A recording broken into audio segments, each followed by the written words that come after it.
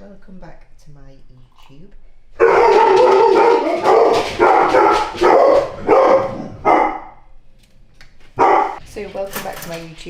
I'm going to be doing a leg session today, just about to have my pre-workout, which is 80 grams of cream of rice that Cuba has made for me, all nice, 100 grams of berries and 30 grams of whey isolate. So I'm training legs today. It's actually a deload session. I was absolutely knackered, we could say a bit fucked, a couple of days ago. I don't like to admit it, so I probably pushed a little bit further past being fatigued than what I should have, but the extra food that we did, so we pretty much had like 1400 grams of carbs extra over the last couple of days, that plus some deload sessions have really brought me back round. This is the last deload session today. We'll take you through everything that we're doing, but I'm going to have my pre-workout now and then we're going to head to the gym. Indicated that you're also having hypertrophy occur over time too. But don't chase strength thinking that that is what's going to make hypertrophy happen. Got a few ways that we can do it, and there are multiple ways. So we want hard sets, that's one.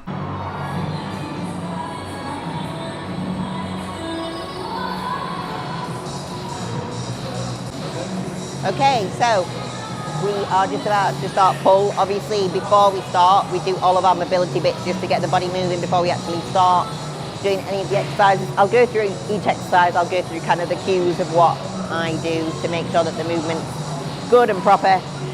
You'll see that I'm quite strict. Not that I'm not ever strict, but just more so than normal to make sure that obviously we injury manage well during obviously a deficit phase, and don't go stupidly like adding lots and lots and lots of weights to each set every time I do it. At the moment, just little bit by little bit to make sure that obviously again fatigue management and injury management stays on point throughout this full prep phase. So yeah, going to start now.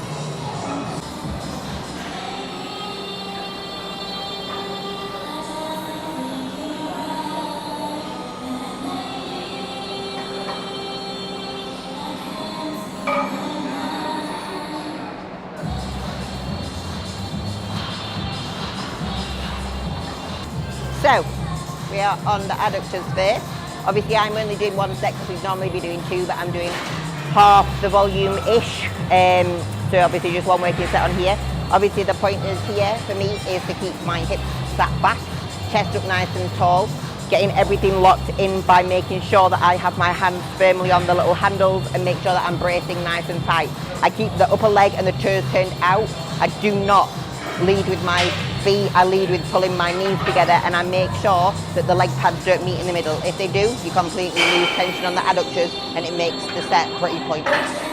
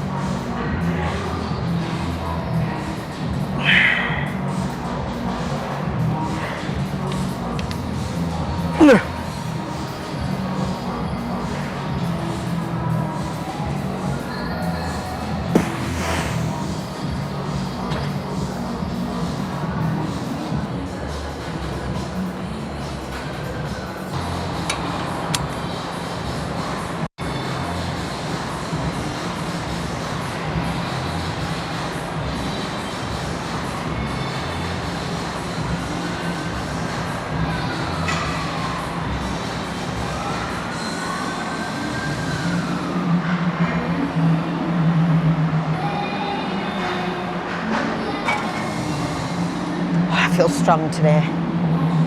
Yeah.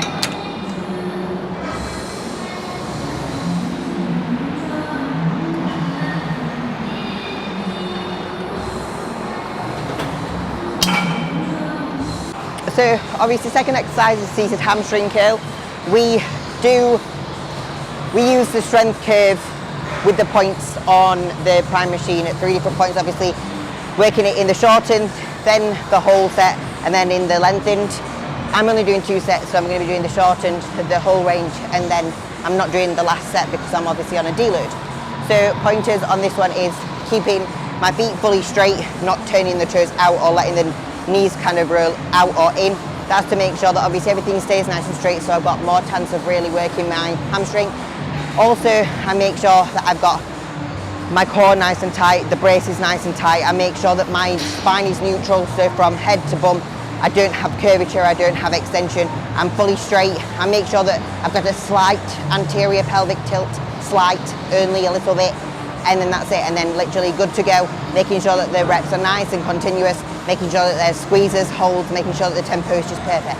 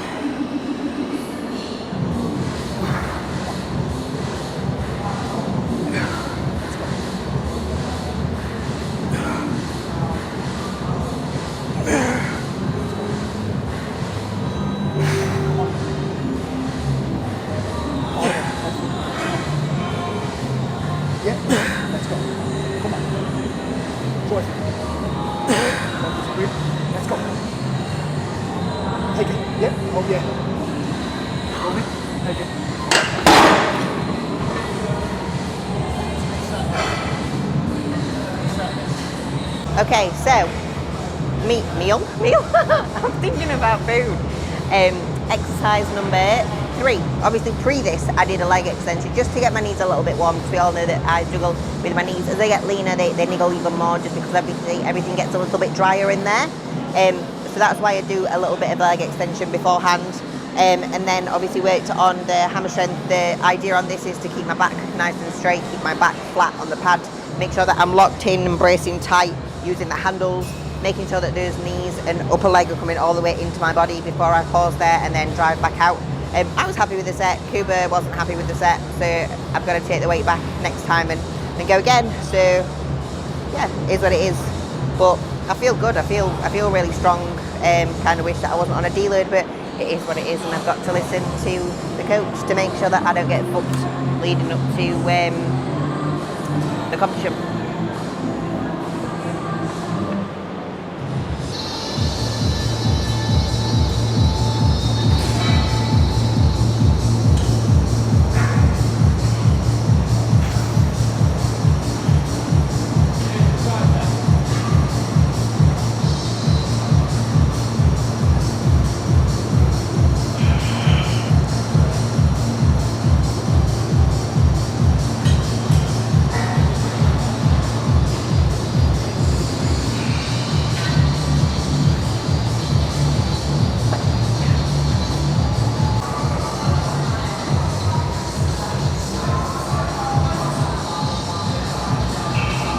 My favourite movement of this session, the Dumbbell Rdl.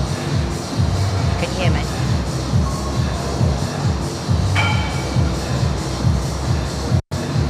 Can you hear me now? Okay, that's fine. I'm just saying that Dumbbell Rdl is my favourite exercise, that's it. I need to move this.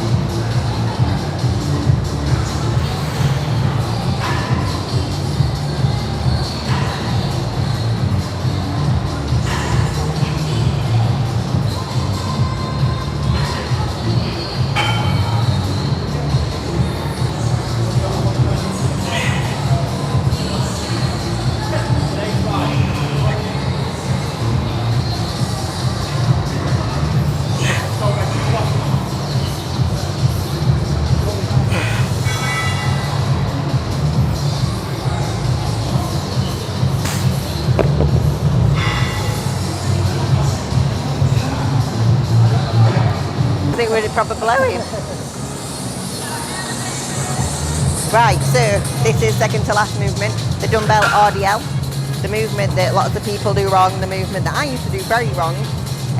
So with a hip hinge, literally, you can't think about dropping the upper body down towards the floor, which is what people think, like they think about folding. You don't need to think about folding, you need to think about driving the hips back. So hip extension is the single most important and only thing that should move when you're doing an RDL. The rest of the time, before you go, lock the shoulders back, elbows in, making sure that the chest is nice and tall, chin is in. If your chin is out, you will not connect with your hamstrings and glutes.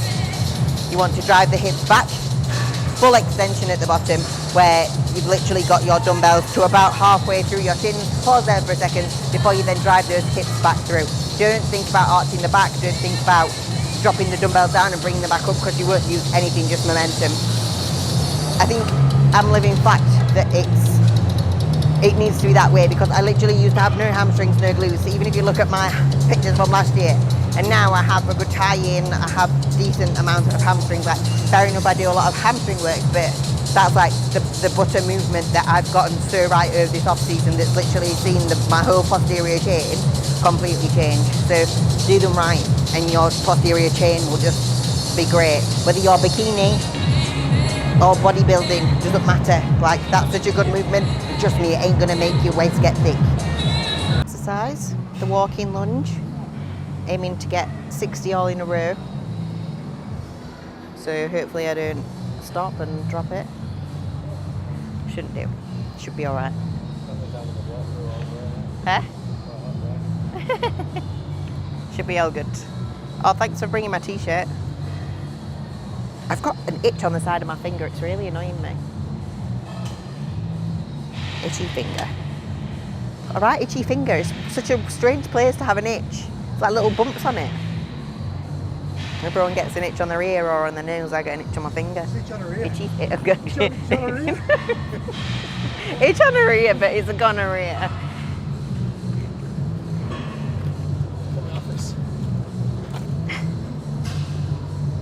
It's gonna make it perfect.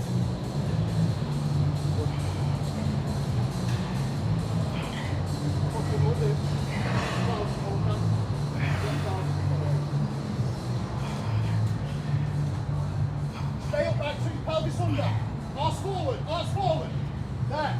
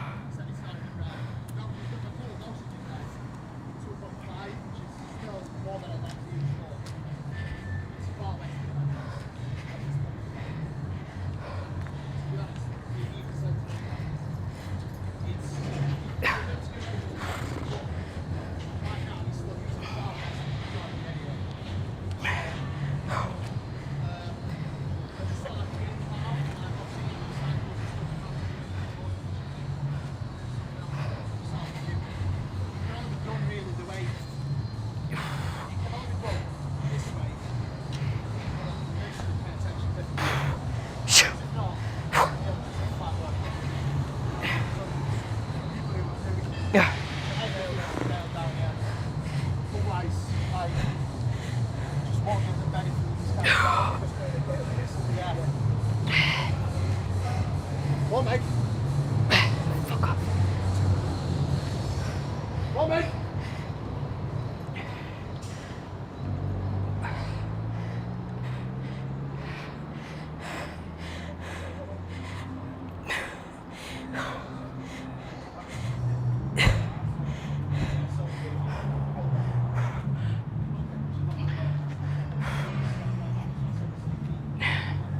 Oh.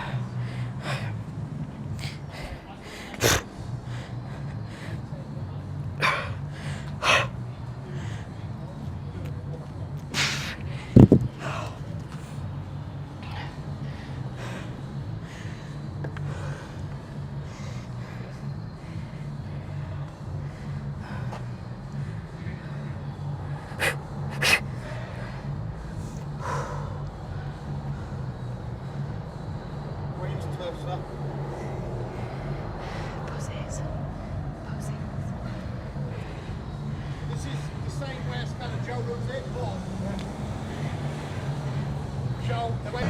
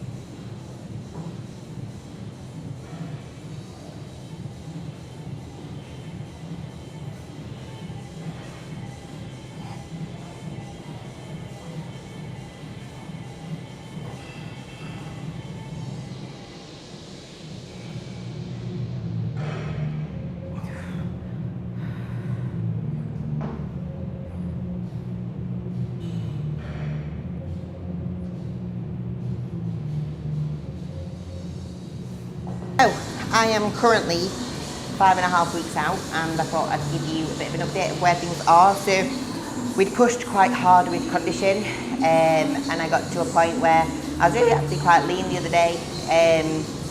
Lots of cuts everywhere, even in the back of my legs, which is very exciting because I had nothing there last year. There was nothing really there to cut into, so I'm really happy with that. We ran 2 days of high days because I was quite tired. I was very flat, and food was definitely needed because I literally got leaner the first day, and then obviously the second day was a little bit extra, and that's where we obviously spilled a little bit to be able to give me that energy to be able to push on to get that next level of condition next time. So a little bit of, I guess, statistics. I'm currently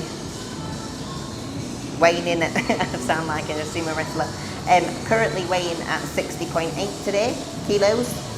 Started prep at like 62.9, I think, ish. 63.9, 63.9. So I'm literally only 3 kilos down. Obviously that's after the refeed. But other statistics, last year I was on stage at 50 kilos. So I will be legit conditioned in 5.5 weeks time. Like I will be signature Megan condition because I refuse to bring no less.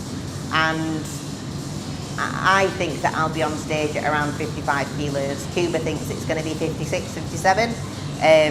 But I reckon around 55 kilos, and like if that's legit peeled, that's 5 kilos of solid muscle tissue on my frame in a 7 month off season. Like if I can rinse and repeat that again next year with like the things that we learned last year that didn't work quite so well, then I think that the package that I could probably bring to the stage at the start of 2023 could be quite interesting. Obviously this year will be a massive step up from last year. It's not going to be competitive for like a top 3 placing at all, and that's what I want really. Like I don't want to compete just to compete. Like I love competing, but I want to stand on the stage and feel worthy of being in the top 3, and that's going to take another off season from here. So go and do the comps this year, see where I stand, feel I guess a little bit more proud than I did last year, because I guess I felt a bit embarrassed, especially backstage being so small, like 50 kilos compared to some of the girls that were probably stood on stage at like 62 and above. I was very small, so I guess the word embarrassing comes proud because I got there, but embarrassing because I didn't want to really get on stage because I felt like I looked terrible. But yeah, this year I don't want to feel like that, and I'm making sure that I'm not going to feel like that. So the look will be very different. The look will be good, and I'm excited to show it in 5.5 weeks.